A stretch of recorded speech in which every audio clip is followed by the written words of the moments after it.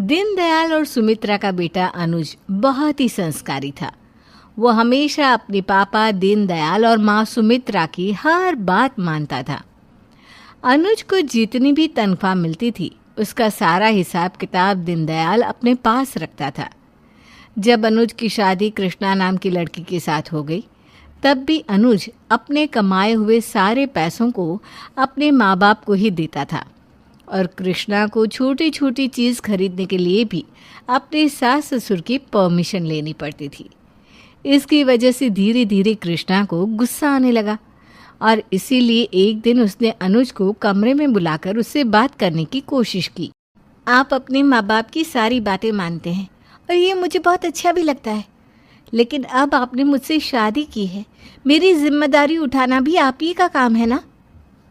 ऐसा क्यों कह रही हो तुम? क्या मैं तुम्हें खुश नहीं रखता? वो बात नहीं है अनुज, आप मुझे खुश रखते हैं, लेकिन देखिए ना, एक छोटी सी चीज़ के लिए, एक माचिस के डिब्बे लाने के लिए भी मुझे आपके मम्मी पापा की परमिशन लेनी पड़ती है, उनसे पैसे मांगने पड़ते हैं। अरे तो इसमें परेशानी क्या है?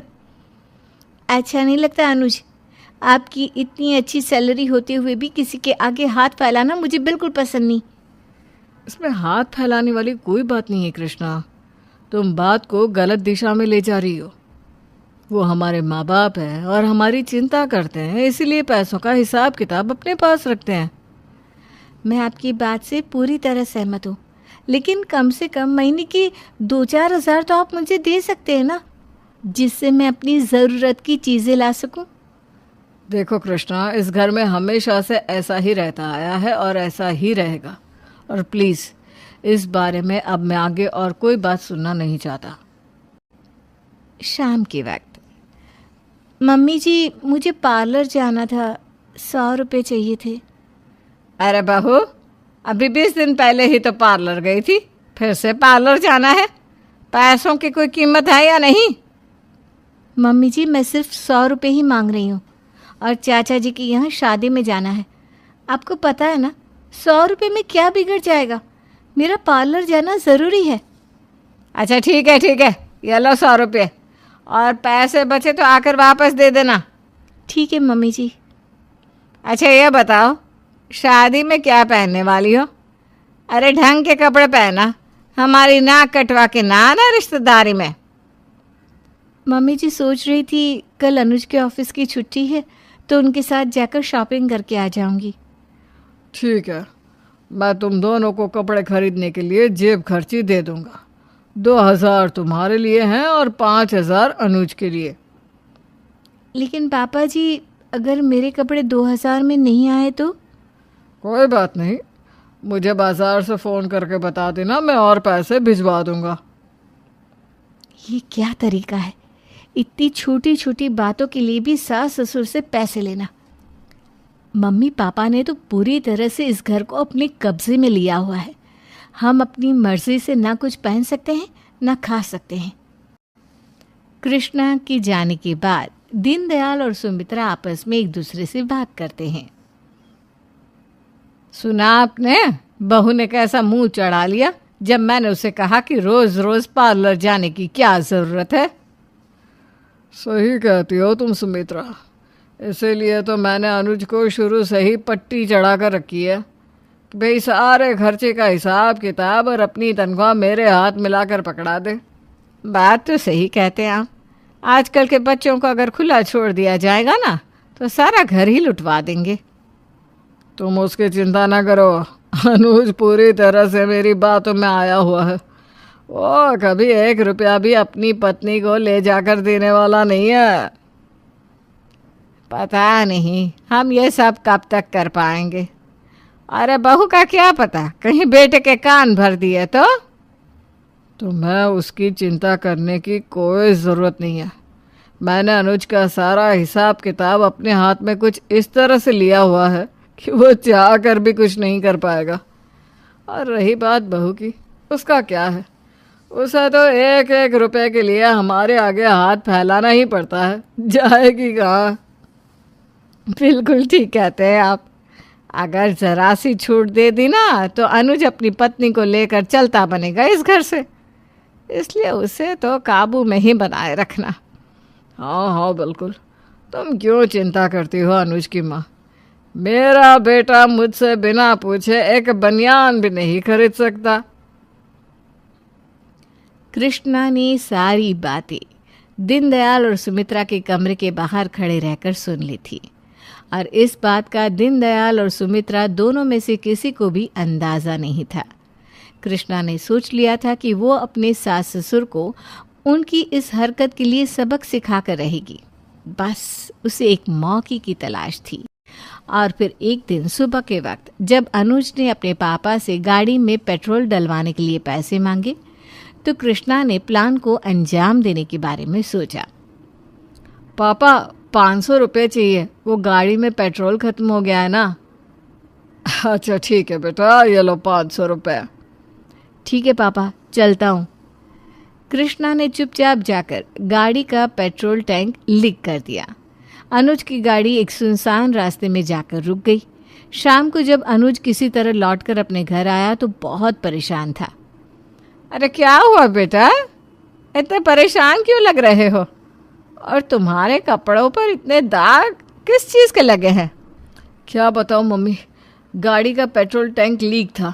मैंने गाड़ी में 500 रुपये का पेट्रोल डलवाया, लेकिन गाड़ी सुनसान जगह पर जाकर बंद हो गई। अरे तो किसी मैकेनिक को फ़ोन करके बुलाना चाहिए था ना तुम्हें। क्या करता पापा, पैसे नहीं थे मेरी जेब में, किसी मैकेनिक को कैसे बुलाता। वो मुझसे पैसे मांगता, और 500 रुपये मैंने आज आपसे एक्स्ट्रा लिए थे जो जेब खर्ची के थे, वो तो बाकी कामों में खर्च हो गए। अरे तो पैसे बचा के रखने चाहिए थे ना, पूरे 1000 दिए थे मैंने तुम्हें महीने के खर्च के। लेकिन पापा 1000 में महीने का खर्चा नहीं चलता, और जानते हैं ना, मैं ना तो ऑफिस पहुंच पाया और ना ही कोई काम हुआ। ऊपर से धक्के मारकर गाड़ी को घर तक लेकर आया, वो अलग। अब देखो बेटा, तुम्हारे पापा तुम्हारे पैसों का हिसाब किताब रखते हैं, ये कोई गलत बात तो नहीं है। जो भी जेब खर्ची तुम्हें मिलती है उसे बचा कर रखा करो। लेकिन मम्मी 1000 रुपये में आजकल के ज़माने में काम नहीं चलता। अच्छा, बड़ी बातें बनाने लगा है तू। लगता है शादी के बाद तेरी ज़ुबान खुल गई है। इससे पहले तो तेरा काम चल जाता था 1000 रुपये में। अनुज चुपचाप अपने कमरे में जाता है। अगले दिन जब मनोज को अपने ऑफिस से सैलरी मिलती है तो उसमें से 10,000 निकाल कर वो अपनी पत्नी कृष्णा को देता है। ये क्या अनुज, और ये पैसे मुझे क्यों दे रहे हैं? तुम ठीक कहती थी कृष्णा, थोड़े पैसे हमें अपने लिए भी बचा कर रखने चाहिए। ये पैसे तुम चुपचाप अपने पास रख लो। उस दिन मेरे पास जेब में जब 1 रुपया भी नहीं था, कितनी प्रॉब्लम हुई थी ये मैं ही जानता हूँ। मैं तो पहले से कहती थी, लेकिन चलिए कोई बात नहीं, देर आए दुरुस्त आए। अगले दिन सुबह के वक्त अनुज के ऑफिस जाने के बाद, कृष्णा बहू जरा इधर तो आओ। क्या हुआ पापा जी? अनुज ने मुझे अपनी तनख्वाह लाकर तो दे दी बेटा, लेकिन इस पे पूरे 10,000 कम है। जा जल्दी से ले आओ और वो 10,000 मुझे दे दो। लेकिन पापा जी, वो पैसे तो खुद अनुज ने मुझे दिए हैं। अरे हमें क्या पता तुमने चोरी कर लिए हो तो। मेरा बेटा तो सीधा साधा है, जैसी तनख्वाह मिली नहीं अपने पापा को लाकर दे देता है।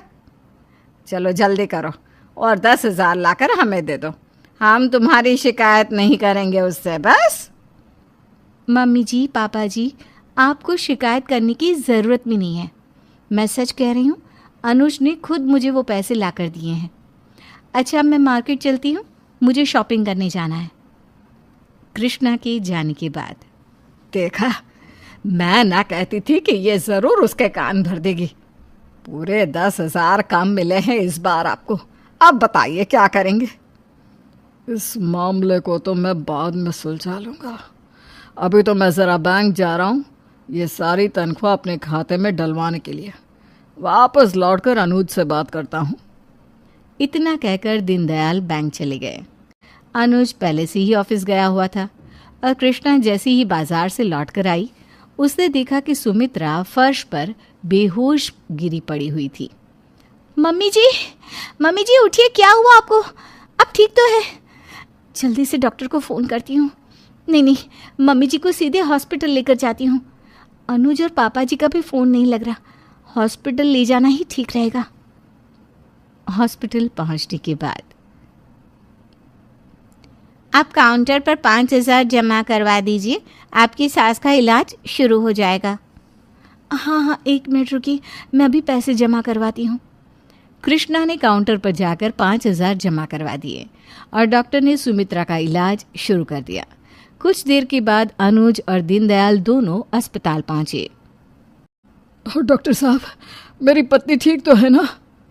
अपनी बहू का शुक्रिया अदा कीजिए जो सही वक्त पर वो उन्हें यहाँ लेकर आ गई और उनकी फीस भी जमा करवा दी, वरना आज आपकी पत्नी का बचना मुश्किल था।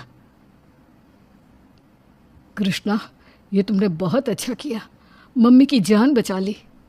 अनुज, अगर आपने मुझे पैसे नहीं दिए होते तो पता नहीं आज क्या हो जाता। वो तो मेरे पास 10,000 रुपये थे तो मैंने फटाफट फीस जमा करवा दी। डॉक्टर को बुलाकर मम्मी जी का इलाज भी शुरू करवा दिया। अनुज और कृष्णा, मैं तुम दोनों से एक बात कहना चाहता हूँ। मैंने तुम्हारी तनख्वाह और पैसों के मामले में कुछ ज़्यादा ही कब्जा किया हुआ था, लेकिन आज मुझे अपनी गलती का एहसास हो गया है। आज अगर बहू के हाथ में पैसे नहीं होते तो वो कैसे सुमित्रा को अस्पताल लेकर आती और उसका इलाज करवाती। मेरी गलती के लिए मुझे माफ़ कर दो बेटा। देखा, हर खुशी में नजर लगानी होती है ना।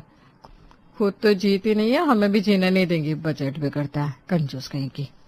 सच में भाभी, इस घर में ना सांस लेना भी मुश्किल है। मैं ऑफिस से थक कर आऊं फिर भी ताने सुनने पड़ते हैं। मैं तो कहती हूँ इनसे अलग रहना ही बेटर है। कम से कम अपनी मर्जी से खा पी तो सकेंगे। मैं कमाती हूँ फिर भी यहाँ दब कर रहना पड़ता है। पता है तू कमाती है, पर कमाई का रोब मत दिखा। घर का काम तो हम भी करते हैं, बस फर्क इतना है तेरी सैलरी आती है, हम मेहनत फ्री की करते हैं। मैंने रौब नहीं दिखाया भाभी, बस हकीकत बोल रही हूँ। जॉइंट फैमिली का ड्रामा अब मुझसे नहीं झेला जाता। दोनों देवरानियों ने राधा की बुराई तो की, लेकिन अंत में आपस में भी उलझ पड़ी। तीनों के दिल में अब एक ही बात थी, साथ रहने से अच्छा है अलग हो जाना। अगले दिन सुबह किचन में गैस के चारों बर्नर जल रहे थे और तीनों अलग अलग कढ़ाइयां चढ़ी हुई थी। तीनों बहुएं खाना बना रही थी। वो आज फिर लेट हो गया। विकी को तो आलू मेथी ही खानी आज, कल रात ही बोलकर सोए थे। नीलू भाभी, जरा वो नमक का डिब्बा पास करना। 1 मिनट सोनम, पहले मैं ये भरवा शिमला मिर्च रख दूं। मेरे बच्चों को बस यही पसंद है और इनके पापा को भी। अगर टिंडा या लौकी बना दी तो थाली फेंक देंगे। और हाँ, बच्चों के लिए अलग से आलू फ्राई भी तो बनाने हैं अभी। तभी राधा जो आटा गूंथ रही थी वो आती है। गैस पर चढ़े 3-3 बर्तनों को देखकर सिर पकड़ लेती है। ये क्या तमाशा लगा रखा है तुम दोनों ने? एक गैस पर आलू मेथी, दूसरे पर शिमला मिर्च, तीसरे पर आलू फ्राई। हम कोई ढाबा चला रहे हैं क्या? अरे 4-4 सब्जियां बनाने की क्या जरूरत है? कोई एक सब्जी बना लो, उसी से सब खा लेंगे। भाभी, अब फिर शुरू हो गई। अब सबकी पसंद अलग है तो क्या करे? अब क्या हम यहाँ अपनी पसंद का खाना भी ना खिलाएं अपने बच्चों को? हम यहाँ घुट घुट कर नहीं जी सकते। अरे इसमें घुटने वाली क्या बात है नीलू, घर ऐसे ही चलता है। एक सब्जी बनेगी तो बजट भी कंट्रोल में रहेगा और समय भी बचेगा। और बच्चों का क्या है, आज नखरे कर रहा है, कल को आदत पड़ जाएगी। सबको सब कुछ खाना आना चाहिए। भाभी प्लीज, मैं कमाती हूँ तो कम से कम अपनी पसंद का खाना तो खा ही सकती हूँ ना। आप अपनी एक सब्जी वाली थ्योरी अपने पास रखिए। मुझे विकी के लिए आलू मेथी बनानी है और मैं बनाऊंगी। हद है, मैं दीवार से सिर फोड़ रही हूँ, गैस बर्बाद हो रही है, तेल मसाले उड़ रहे हैं और तुम लोगों को लग रहा है ये फ्रीडम है। ठीक है, बनाओ, 4 क्या 10 सब्जियां बनाओ। राधा गुस्से में पैर पटकती हुई किचन से बाहर चली जाती है। ये तीनों अब साथ रहकर भी साथ नहीं थी। खाना बनाकर नीलू और सोनम ने खाना सबको सर्व कर दिया। फिर सोनम ऑफिस चली गई। रात के 8:30 बजे घर के सभी मर्द हॉल में बैठकर टीवी देख रहे थे। राधा और नीलू ने मिलकर रात का खाना बना लिया था। तभी सोनम ऑफिस से लौटी। वो बहुत थकी हुई लग रही थी। उसने अपना बैग सोफे पर पटका और पानी पीने लगी। आ गई सोनम, खाना तैयार है। जा जल्दी से हाथ मुंह धो ले और डाइनिंग टेबल पर खाना लगा दे, हम रोटियां सेक रहे हैं। ये सुनते ही सोनम का सब्र का बांध टूट गया। दिन भर की थकान और ऑफिस का स्ट्रेस एक साथ बाहर आ गया। क्या खाना लगा दूं? भाभी, मैं अभी ऑफिस से मर खप कर आ रही हूँ, आते ही मुझे काम बता दिया। आप और नीलू भाभी तो घर पर थी ना, तो टेबल नहीं लगा सकती थी? मतलब मैं बाहर भी खटू और घर आकर भी खटू? मैं इंसान हूँ या मशीन? अरे सोनम चिल्ला क्यों रही है? हम भी सुबह से काम कर रहे हैं, खाना बनाया हमने, तू तो बस परोसने का काम करेगी, वो भी नहीं कर सकती? अगर मैं अकेली रहती ना तो ये नौबत ही नहीं आती। कम से कम अपनी मर्जी से खाती, अपनी मर्जी से सोती। यहाँ तो ये करो वो करो की लिस्ट कभी खत्म ही नहीं होती। सोनम ये क्या बात हुई? अरे भाई घर के काम मिलजुल कर ही होते हैं ना। सुन रहे आप? मुझे नहीं रहना यहाँ। रोज रोज की किचकिच, रोज का कलेश। मेरी सैलरी भी इसी घर में खर्च हो जाती है और शांति भी नहीं मिलती। मुझे मेरा अलग घर चाहिए जहाँ मैं चैन से रह सकूं। सही कह रही है सोनम, मैं भी तंग आ गई हूँ। राधा भाभी की रोक टोक और कंजूसी से मेरा दम घुटता है। सुनिए जी, हमें भी अपना अलग देखना पड़ेगा। बच्चों को उनकी पसंद का खिलाने पर भी यहाँ ताने मिलते हैं भाई। अच्छा, तो मैं बुरी हो गई। तुम लोगों को जोड़कर रखने की कोशिश कर रही थी और तुम मुझे विलन बना रही हो। देख लीजिए मोहन जी, अब पानी सिर से ऊपर चला गया है। रोज रोज की बेइज्जती मुझसे नहीं सही जाती। अगर इन्हें अलग होना है तो हम भी अकेले खुश रहेंगे। तो तुम तीनों ने फैसला कर ही लिया है, ठीक है। रोज रोज की महाभारत से तो अच्छा है कि अलग ही हो जाओ। हाँ भैया, हम भी देख रहे हैं घर में शांति नहीं बची। अलग रहेंगे तो शायद प्यार बचा रहे। मैं कल ही प्रॉपर्टी डीलर से बात करता हूँ, हम शिफ्ट हो जाएंगे। ठीक है, तो तय रहा, कल से तीनों के चूल्हे अलग। और रही बात इस घर की, तो इसे ताला लगा देते हैं, बंटवारा बाद में आराम से कर लेंगे। सब अपना अपना किराए का मकान ढूंढ लो। उस रात डाइनिंग टेबल पर खाना तो लगा, लेकिन किसी ने एक शब्द नहीं बोला। परिवार टूट चुका था। एक हफ्ते में ही तीनों भाइयों ने अपने लिए अलग अलग फ्लैट खोज लिया और वहां शिफ्ट हो गए। अब वे लोग अलग रहते थे। 2 दिन बीत चुके थे। सुबह के 7:30 बजे मोहल्ले में म्यूनिसिपालिटी की गाड़ी आई। गली के दाईं तरफ वाले पीले रंग के मकान का दरवाजा खुला। राधा हाथ में कचरे की बाल्टी लेकर बाहर निकली। आहा, कितनी शांति है यहाँ। ना किसी की चिक चिक, ना किच किच। अकेले रहने का सुकून ही अलग है। तभी ठीक सामने वाले 2 मंजिला के फर्स्ट फ्लोर की बालकनी का दरवाजा खुला। वहां नीलू अपनी फैंसी नाइट गाउन में कचरे का पैकेट लेकर खड़ी थी। वो नीचे कचरे वाली गाड़ी को आवाज देने ही वाली थी कि उसकी नजर सामने खड़ी राधा पर पड़ी। और उसी वक्त बगल वाले ग्राउंड फ्लोर के फ्लैट से सोनम, जो ऑफिस जाने की जल्दी में थी, कचरे का थैला लेकर दौड़ती हुई बाहर आई। भैया रुको, मेरा भी ले लो। जैसे ही कचरा डालने के लिए तीनों गाड़ी के पास पहुंची, राधा ने नीलू को देखा, नीलू ने सोनम को देखा और सोनम ने अपनी दोनों जिठानी को देखा। समय जैसे वहीं रुक गया। हे भगवान, ये क्या मनहूसियत है। मैंने इतना महंगा घर लिया और पड़ोसी मिली तो कौन? वही राधा भाभी। मतलब यहाँ भी बजट का लेक्चर सुनना पड़ेगा। ओ नो, ये दोनों यहाँ क्या कर रही है? मुझे लगा था मैं इनसे दूर आ गई हूँ। ये इत्तेफाक नहीं है, साजिश है भगवान की। अब अगर मैं ऑफिस लेट हुई तो फिर ताने मिलेंगे। लो आ गई आफत। सोचा था शांति से रहूंगी, पर ये दोनों यहाँ भी पीछा नहीं छोड़ रही। अब पूरे मोहल्ले में मेरी बुराई करेंगी। तीनों के बीच एक शब्द भी नहीं बोला गया। उन्होंने एक दूसरे को देखा जैसे वो अजनबी हो। तीनों ने कचरा डाला और फिर तीनों ने एक साथ मुंह फेरा और अपने अपने दरवाजे जोर से बंद कर लिए। किस्मत का खेल तो देखिए, वो तीनों शहर के अलग अलग कोने में जाने का सोच रही थी, लेकिन एक ही मोहल्ले में आ गई। अब वो एक ही गली की 3 अलग अलग छतों के नीचे थी। अगले दिन राधा आज मंदिर जाने के लिए निकली। उसने अपनी वही पुरानी हल्की नीले रंग की सूती साड़ी पहनी थी। उसे देखकर मिसेस शर्मा ने कहा, अरे आप ही वो नई किराएदार है ना, जो 4 नंबर वाले मकान में आई है? राधा नाम है क्या आपका? हाँ जी नमस्ते, मैं ही हूँ, मंदिर जा रही थी। अच्छा, बस एक बात को राधा जी, बुरा मत मानिएगा। हमारे इस मोहल्ले में ना औरतें शाम को पार्टी करती हैं, पार्क जाती हैं, हमेशा अच्छे से रहती हैं। अब मुझे देख लीजिए, मैंने जो साड़ी पहनी है वो पूरी सिल्क की है, और आप ना बिल्कुल बाई जैसी लग रही है इस हुलिये में। अरे मोहल्ला बदला है, जरा अपना हुलिया भी तो बदलिए। जी, ये मेरी फेवरेट साड़ी है और काफी कंफर्टेबल भी है। कंफर्ट अपनी जगह, स्टेटस अपनी जगह। राधा जी, आपकी पति की कमाई कम है क्या? वो आपको खर्चे के लिए पैसे नहीं देते? देखिए, अगर पैसों की दिक्कत हो तो बताइएगा, मैं हेल्प कर दूंगी। मिसेस शर्मा हंसते हुए अपने घर के अंदर चली गई, लेकिन राधा के दिल पर जैसे किसी ने हथौड़ा मार दिया हो। उसका चेहरा शर्म से लाल हो गया। उसे तुरंत नीलू की वो कड़वी बात याद आ गई, समाज में इज्जत कपड़ों से होती है भाभी। राधा घर लौटी। वो सीधे मोहन के पास गई और कहा, सुनिए, मुझे पैसे चाहिए अभी के अभी। पैसे? अभी तो परसों दिए थे घर खर्च के लिए, क्या हुआ? सब ठीक तो है? कुछ ठीक नहीं है, मुझे शॉपिंग पर जाना है। मुझे नई साड़ियां चाहिए, वो भी अच्छी वाली ब्रांडेड, और सैंडल भी चाहिए। अरे पर तुम तो कहती थी सादगी अच्छी है।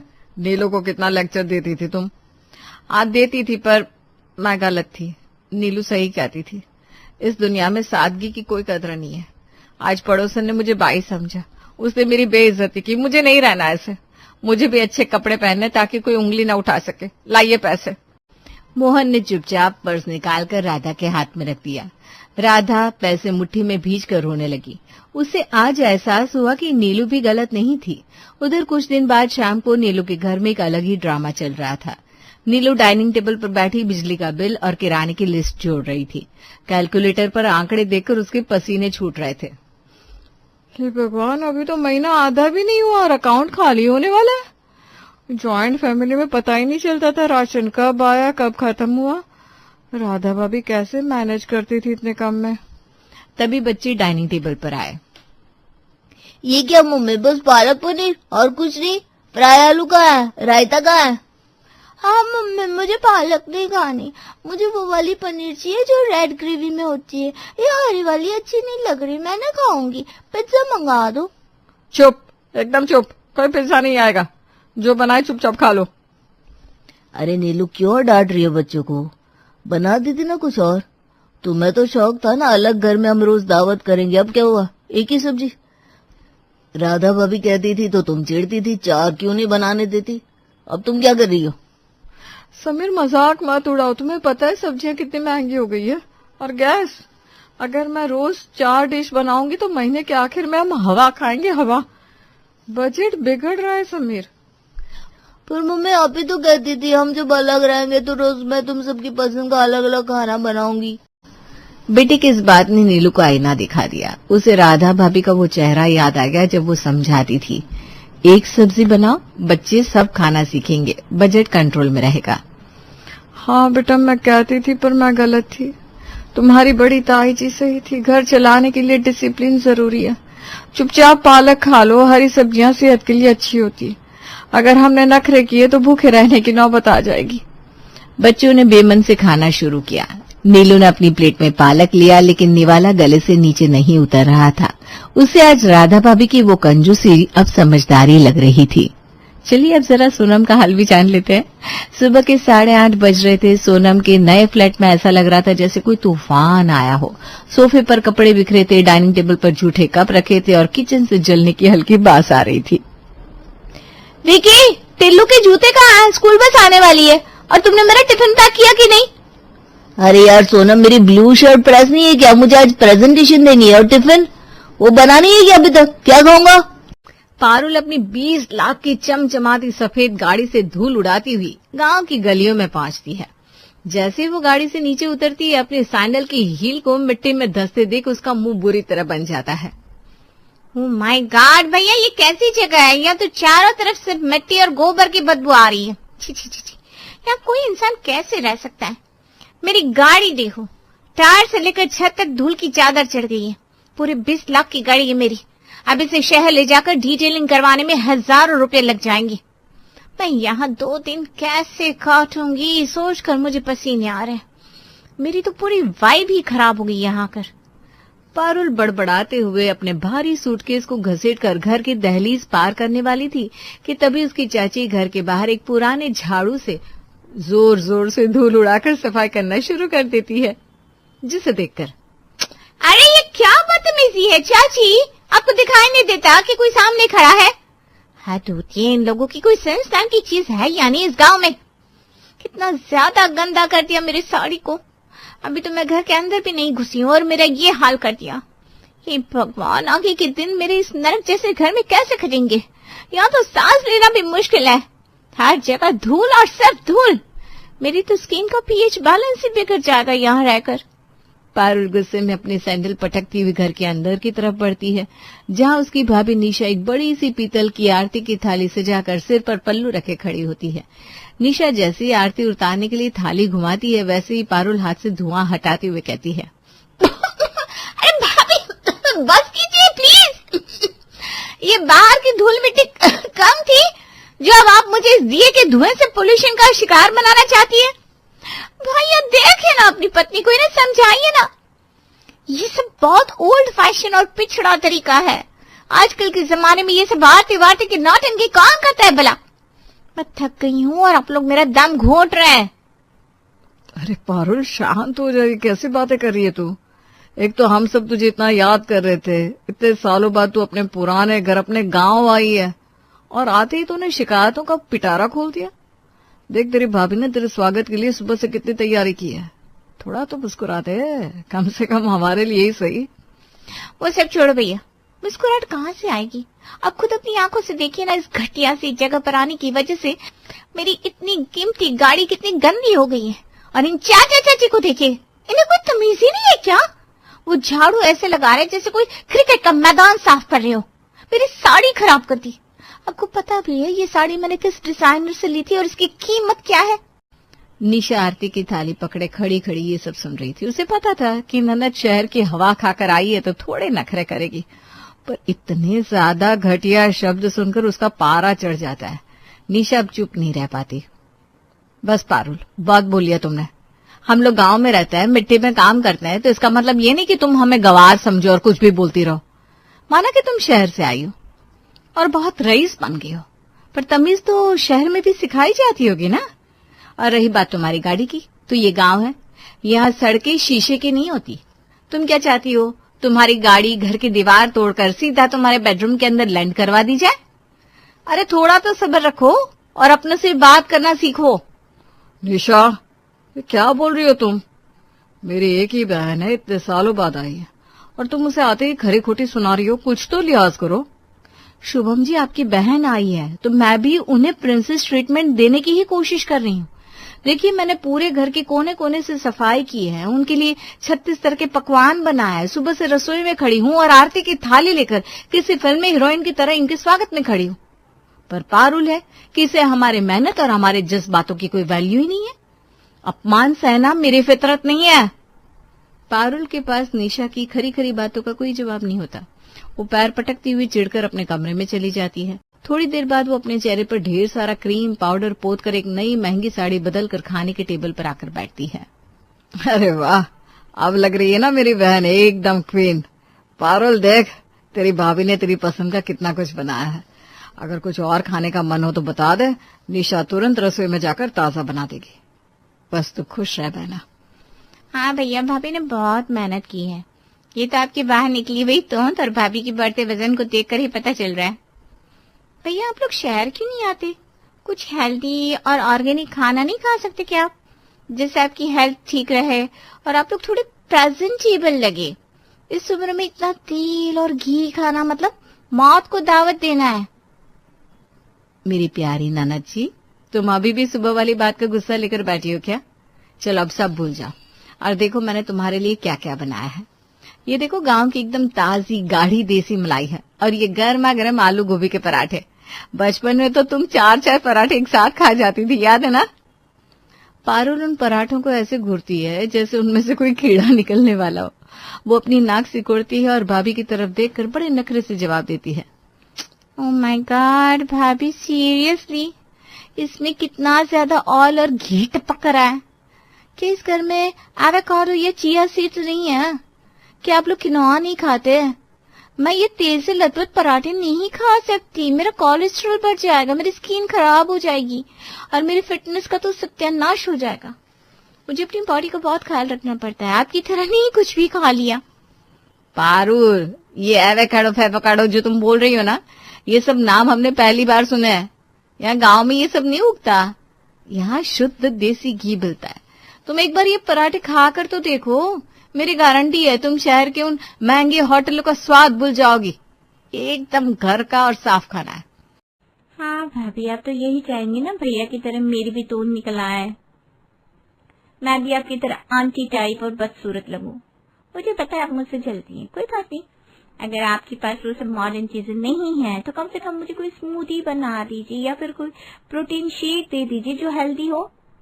शुभम और निशा एक दूसरे का मुंह ताकने लगते हैं कि अब ये स्मूदी कहाँ से लाए। निशा फिर भी अपना गुस्सा दबाकर बड़े प्यार से बोलती है, कोई बात नहीं पारू, तुम परेशान मत हो। अगर तुम्हें पराठे भारी लग रहे हैं ना तो तुम बस 1 कप कड़क चाय पी लो। तुम्हें पता है पूरे गांव में मेरे हाथ की चाय सबसे मशहूर है। चाय? नहीं भाभी, मैं वो दूध वाली चाय बिल्कुल नहीं पी सकती, वो भी इन मोटी मोटी गाय और भैंसों के दूध की। यहाँ के दूध में बहुत ज्यादा फैट होता है। अगर आप मेरे लिए सच में कुछ कर सकती है तो बस एक ब्लैक कॉफी बना दीजिए। और सुनिए भाभी, कॉफी विदाउट शुगर होनी चाहिए और पानी एकदम फिल्टर्ड होना चाहिए। निशा को बहुत गुस्सा आता है कि सुबह से रसोई में खड़ी होकर इतनी मेहनत की और इस लड़के ने चखा तक नहीं, पर वो फिर भी ब्लैक कॉफी बना कर ले आती है। तभी अचानक पारुल के कमरे से एक डरावनी चीख सुनाई देती है। क्या हो पारुल, तू चिल्लाई क्यों? कहीं कुछ काट तो नहीं लिया किसी ने? सब ठीक तो है? भाभी देखिए उस दीवार पर उस कमरे में इतनी बड़ी छिपकली है। Oh God! मुझे छिपकली से बहुत ज्यादा फोबिया है। आप लोग यहाँ सफाई का बिल्कुल ध्यान नहीं रखते क्या? कैसे रह लेते हो आप लोग इन जानवरों के बीच में? मुझसे तो यहाँ एक पल भी सुरक्षित महसूस नहीं हो रहा है। अरे पारुल, तू भी ना डरा दिया। गांव का पुराना घर है, खेतों के पास है। यहाँ तो हर घर में छिपकली, मक्खी और कभी कभी मेंढक भी आ जाते हैं। उस पर डरने वाली कोई बड़ी बात नहीं है, वो तुझे कुछ नहीं करेगी। तू बस आराम कर। पता नहीं मुझे यहाँ और क्या क्या भयानक चीजें देखनी पड़ेगी। अच्छा सुनिए भाभी, अब मेरा मूड बहुत खराब हो गया है, मैं नहाने जा रही हूँ। अब जरा मेरे बैग से मेरे डिजाइनर कपड़े निकाल दीजिए और उन्हें बेड पर रख दीजिएगा। पारुल बाथरूम में जाती है और बाल्टी में रखे पानी को उंगली से छूते ही फिर से पूरे घर को सिर पर उठा लेती है। अब ये नया क्या ड्रामा है भाभी? ये पानी इतना हार्ड क्यों लग रहा है? छूने से पता चल रहा है कि इसमें बहुत ज्यादा मिनरल्स और गंदगी है। ये पानी बहुत अजीब और चिपचिपा है। पानी में क्या कमी हो सकती है पारुल? ये सुबह का ताजा पानी है। हमने कुएं से सीधा पाइप का कनेक्शन लिया हुआ है। पूरे गांव में सिर्फ 4 घरों के पास ही ऐसा मीठा पानी आता है। तू नहा कर देख, थकान मिट जाएगी। कुएं का पानी? सॉरी भाभी, मैं इस गंदे पानी से बिल्कुल नहीं नहा सकती, वरना मेरी स्किन पर रैशेस हो जाएंगे और मेरे महंगे हाईलाइट किए हुए बाल झड़ने लगेंगे। या मिनरल वाटर या बिस्लरी की बोतलें नहीं मिलती, मुझे उसी से नहाना है। निशा अब अपना सिर पकड़ लेती है। उसे समझ में नहीं आता ये लड़की सच में शहर से आई है या दूसरे किसी ग्रह से। माफ करना पारुल, यहाँ नहाने के लिए मिनरल वाटर नहीं मिलेगा और वैसे भी दुकान यहाँ से 3 मील दूर है। अब इतनी धूप में नहाने के लिए 2-3 बड़ी कैन पानी कहाँ से लाएंगे हम? ये क्या पागलपन है? नहीं, फिर मैं नहीं नहा पाऊंगी, मुझे बहुत गंदा फील हो रहा है। एक काम करो भाभी, इस पानी को चूल्हे पर ले जाकर खूब गर्म कर दो ताकि इसके बैक्टीरिया कम से कम मर जाए। पता नहीं कुएं के पानी में कितने जंगली जानवर और कीड़े गिरे होंगे। निशा खुद बीमार होने के बावजूद भारी बाल्टियां उठाकर चूल्हे पर पानी गर्म करती है, उसे उठाकर बाथरूम में रखती है।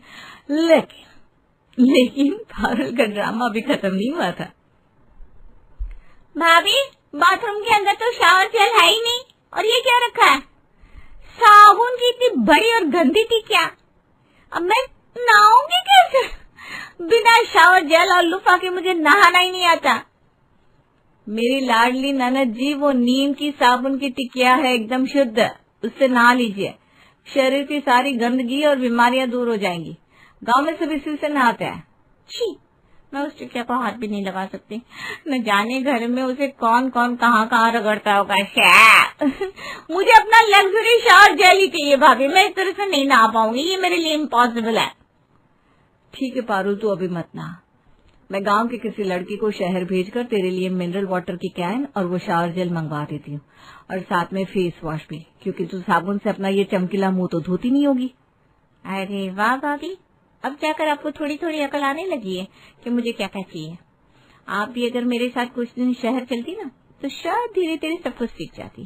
पर क्या करे, शहर वाले आपके साथ एडजस्ट नहीं कर पाएंगे, क्योंकि आप आखिर हो तो गांव की गवार। निशा को ये गवार शब्द सुनकर बहुत बुरा लगता है, पर वो शुभम के लिए चुप रहती है। अगले दिन निशा पारुल के पास जाती है और उसे खेतों की सैर कराने की बात करती है। पारुल, चलो आज तुम्हें अपने लहलहाते हुए सरसों के खेत दिखा कर लाती हूँ। शाम का समय है, बहुत सुंदर नजारा होगा और हवा भी ताजी मिलेगी। भाभी क्या घास फूस देखना, कोई मॉल या अच्छी कैफे वाली जगह नहीं है क्या यहाँ? अच्छा चलो भाभी, खेत ही दिखा लो। मुझे एक बहुत जरूरी कंटेंट शूट करना है। कंटेंट? क्या तुम खेतों में बाथरूम जाओगी? अरे अब तो हर घर में बढ़िया शौचालय बन गया है पारुल, बाहर जाने की जरूरत नहीं है। और गॉड भाभी, अब कितनी पिछड़ी हो, मुझे खेतों में जाकर रील्स बनानी है ताकि मेरे फॉलोअर्स को लगे कि मैं कितनी डाउन टू अर्थ हूँ। अब मेरे साथ चल रही हो तो मेरे एंगल समझ लेना और मेरी अच्छी अच्छी फोटो भी खींच देना। निशा भारी मन से खेतों में जाती है। पारुल रील बनाने के लिए फोन निकालती है, पर तभी वो देखती है कि फोन की सिग्नल तो गायब है। भाभी ये क्या मजाक है, इतनी दूर इस कीचड़ और मिट्टी में पैदल चलकर आई, मेरी सैंडल खराब हो गई, ये गंदी हवा मेरे फेफड़ों में भर गई है और यहाँ कर पता चला नेटवर्क ही नहीं है। अब मैं रील कैसे डालूंगी?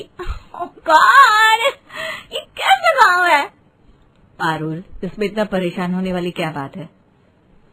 कभी कभी मोबाइल छोड़कर सामने की हरियाली और इस सुकून भरे मौसम का आनंद भी तो लो, आंखें साफ हो जाएगी तेरी। भाभी प्लीज अपनी ये ओल्ड फैशन और ज्ञान वाली बातें बंद करो। जब तक मैं फोटो नहीं डालूंगी तब तक किसी को कैसे पता चलेगा कि मैं विलेज लाइफ एंजॉय कर रही हूँ। खैर आपको क्या पता सोशल मीडिया क्या होता है, मुझे अब और नहीं घूमना, घर चलो। इस तरह पारुल गुस्से में पैर पटकती हुई घर आती है, पर घर पर भी नेटवर्क नहीं था। वो खाट पर मुंह फुलाकर बैठी थी कि तभी शुभम काम से वापस आता है और अपनी बहन को ऐसे उदास देखकर कहता है, और बता छोटी, कैसा रहा खेतों का चक्कर? मजा आया ना? गांव की ताजी हवा कैसी लगी? भैया यहाँ 5G क्यों नहीं आता? मेरा 3.5 लाख का फोन डिब्बा बन गया है। मेरी विलेज स्टोरी और वो खेतों वाली फोटो कैसे पोस्ट होगी? आप कम से कम घर में हाई स्पीड वाईफाई तो लगवा लेते। अरे छोटे, गांव के अंदर ये सब सुविधा अभी कहाँ पहुंची है, और यहाँ वाईफाई वाला तार बिछाने भी नहीं आता। थोड़ा एडजस्ट कर ले बहन, बस कुछ दिन की बात है। भैया जब से आई हूँ तब से एडजस्ट ही कर रही हूँ, ना खाना ढंग का मिल रहा है, ना नहाने की सुविधा है, और अब ये फोन भी बेकार हो गया। अगले दिन सुबह पारुल फिर से निशा को जगाती है और कहती है, भाभी आज फिर गांव घूमने जाना है। नेटवर्क नहीं है तो क्या हुआ, मैं फोटो खींच लूंगी और शहर जाकर पोस्ट कर दूंगी, पर आज मैं सैंडल नहीं पहनने वाली। आज मेरा एस्थेटिक फोटो के लिए नंगे पैर घूमने का मन है। ननद की बात सुनकर भाभी हैरान हो जाती है, पर कुछ नहीं बोलती, चुपचाप उसके साथ जाने के लिए तैयार हो जाती है। अब दोनों पैदल निकलती है। पारुल अपनी साड़ी लहराते हुए चल रही थी कि अचानक उसका पैर एक ताजे गीले गोबर के ढेर पर पड़ता है। छी, ओ शिट, ये क्या है? क्या इन गायों और भैंसों को कोई सिविक सेंस नहीं है? कहीं भी सड़क के बीच में गोबर कर देती है। मेरा पूरा पैर गंदा हो गया, मेरी स्किन इन्फेक्टेड हो जाएगी। मैंने बोला था पारुल, चप्पल पहन लो। चलो घबरा मत, पास में मेरी एक पड़ोसन का घर है, वहीं नल पर ले जाकर तेरा पैर साफ करवा देती हूँ। निशा उसे पड़ोसन के घर ले जाती है, जो पारुल को देखकर हैरान रह जाती है। अरे ये तो पारुल है, कितनी बड़ी हो गई है, कितनी सुंदर भी, बिल्कुल शहर की मैम साहब लग रही है। पारुल याद है तुझे? पहले तो तू छोटी सी फटी कच्छा पहनकर यहाँ गलियों में कंचे खिला करती थी और पूरे मुंह पर धूल लपेटे रहती थी। बस आंटी, अब मैं बच्ची नहीं हूँ और वो सब मेरी याददाश्त में भी नहीं है। आप कुछ भी फालतू मत बोलिए, बस मेरा पैर साफ करने दीजिए। ये सुनकर पड़ोसन काफी हैरान हो जाती है, पर वो कुछ नहीं कहती और उसका पैर धुलवा देती है। अब शाम को निशा रसोई में खुद से बड़बड़ाते हुए कहती है, आज तो पारुल के लिए उसकी पुरानी पसंद की बाजरे की खिचड़ी और गुड़ बनाया है। अब तो वो नखरे नहीं करेगी, आखिर बचपन में तो यही मांग मांग कर खाती थी। जैसे ही पारुल थाली में बाजरे की खिचड़ी देखती है तो वो फिर से भड़क जाती है और थाली सरका देती है। ये क्या है भाभी, खिचड़ी? ये बीमारों वाला खाना कौन खाएगा इस घर में? अरे पारुल, सुबह ही तुमने कहा था ना कुछ हल्का बना देना, तो मैंने सोचा खिचड़ी से हल्का क्या होगा। भाभी मुझे लगा आपने एवोकाडो खिचड़ी या मशरूम ओट्स बनाया होगा। आपने ये काले काले बाजरे बना दिए। सॉरी, मैं नहीं खा सकती। ये तो शहर में कबूतर और कौवे खाते हैं, मैं नहीं। पारुल, अपनी हद में रह, ये अन्न है, इसका अपमान मत कर। जो बना है वही खाना होगा, वरना भूखी सो जा। भाभी मैं भूखी रह लूंगी, पर अपनी डाइट और स्टेटस से समझौता नहीं कर सकती। बस बात खत्म। इतना बोलकर अब पारुल गुस्से में कमरे में चली जाती है। ये देखकर दोनों पति पत्नी हैरान हो जाते हैं, जिसके बाद वो दोनों मिलकर प्लान बनाते हैं और अगले सुबह नाश्ते के समय निशा पारुल के सामने सिर्फ उबला हुआ सलाद और ब्लैक कॉफी रख देती है, जिसे देखकर, अरे वाह भाभी, अब लग रहा है आपको मेरी पसंद समझ में आ गई। पर आप लोग क्या खा रहे हो? बड़ी अच्छी खुशबू आ रही है। उसकी बात सुनकर अब निशा रसोई से ताजे कड़क लाल लाल मूली और गोभी के पराठे, आम का खट्टा अचार, मक्खन और दही की लस्सी लेकर आती है। पारुल, तू अपना ये हेल्दी घास फूस खा, हम तो ये देसी पराठे खाएंगे। सर्दियों की सुबह में इनका स्वाद ही कुछ और है।